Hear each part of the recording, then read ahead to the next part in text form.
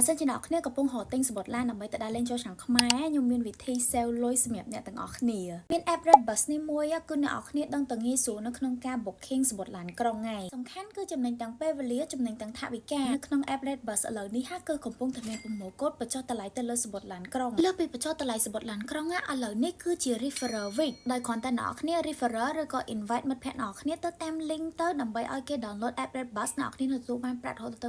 $5លើពីហ្នឹងគឺអ្នកនរគ្នាអាច referral បានរហូតដល់ទៅ$100ទៀតអ្នកនរគ្នាសូម្បីតែមិត្តភក្តិយើងក៏ទទួលបាន$5